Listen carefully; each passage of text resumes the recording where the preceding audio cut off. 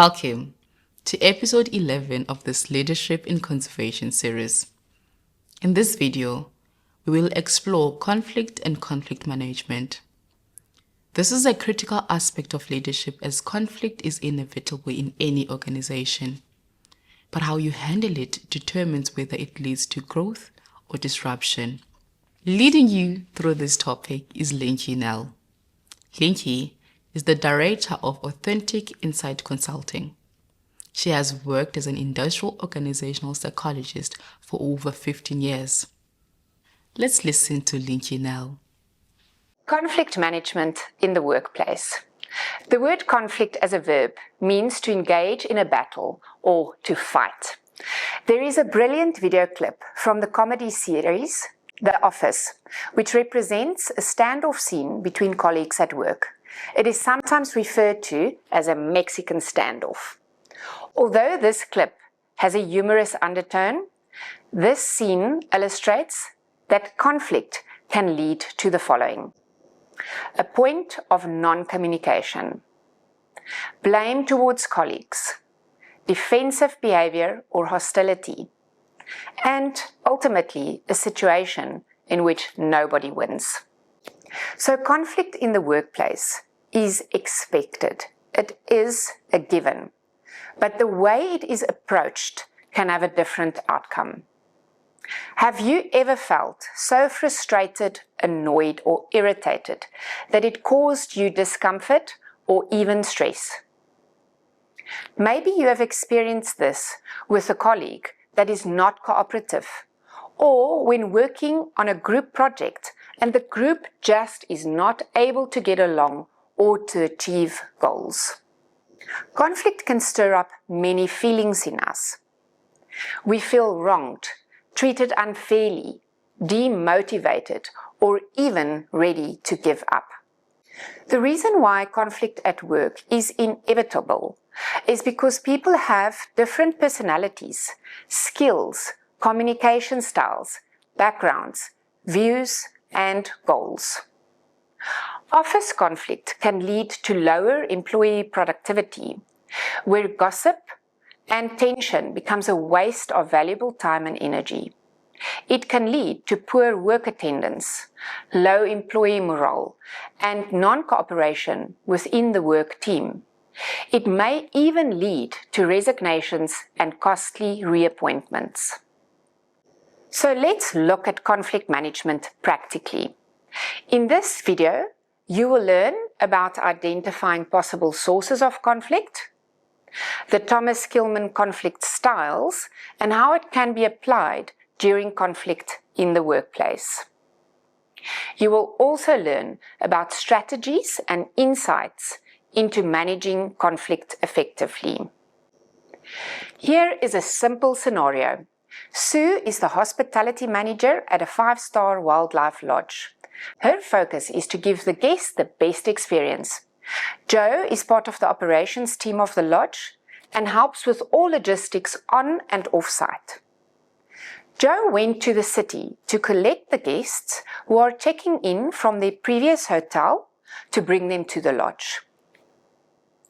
Their arrival time was set for 4 p.m., just in time for guests to settle in and go on a game drive. However, the guests were ready much earlier than expected, and Joe, who was thankfully already in the city running errands, got a call from the hotel that the guests are ready to be picked up. While he was frantically busy helping everyone onto the bus at the hotel, he neglected to alert Sue of the change in arrival time at the lodge. This meant that the group of guests arrived at 2:30 instead of 4 o'clock. When the guests arrived, the welcoming drinks were not ready, staff were rushed, and as a result, luggage items were placed in the wrong bungalows. Warm and irritated, the guests immediately moved to the restaurant area. But some of the kitchen staff who took their break after lunch were not in the restaurant when the group sat down. The team now looks unprepared and the guests are underwhelmed. Sue is very annoyed at Joe for his poor communication.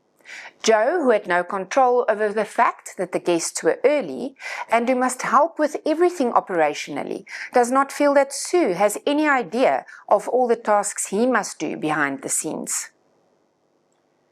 Later that day, Sue decided to confront Joe. She had enough and told him exactly what she thinks. Joe decides to walk away and ignore her, as he does not feel like dealing with Sue when she gets confrontational.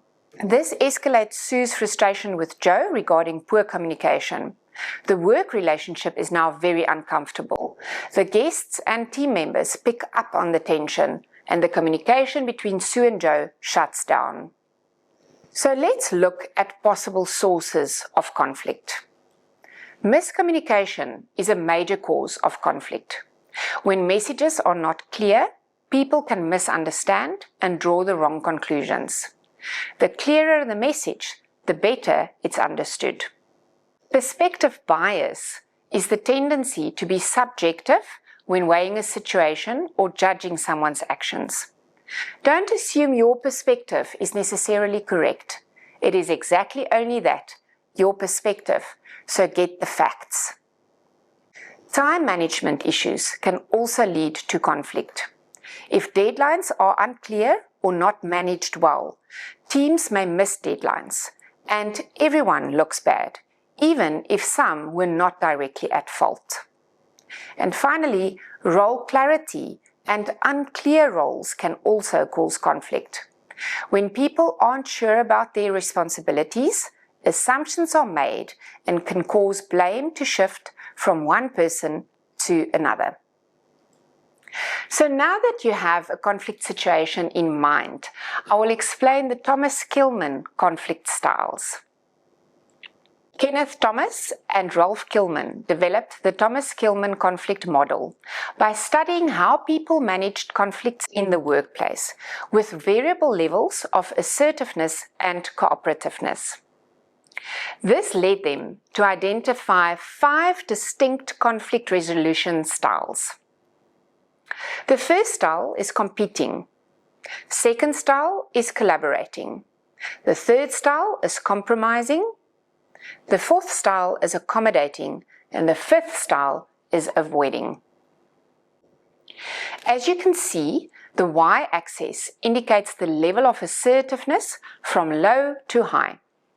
On the x-axis, the model indicates the level of cooperativeness from low to high.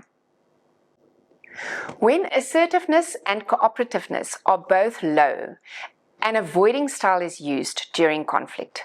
This may seem like a passive style, and the individual is not interested in impacting the situation.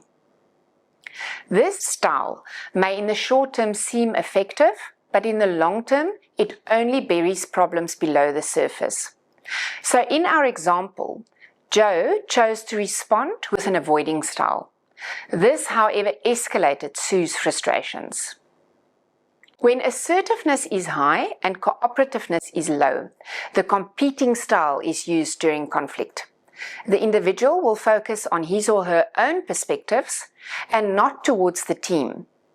This approach can be effective if you need a quick solution. In this case, one could argue that Sue chose to respond with a competing style.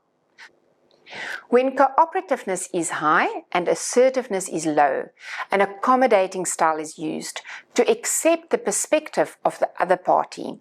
This style may be effective in not paying attention to situations that is a total waste of time. However, the accommodating individual may sacrifice their own stance or opinion. We can assume that many team members who were trying to save the day used the accommodating style to help salvage the situation. When assertiveness and cooperativeness are both high, a collaborating style is used, also known as the win-win style.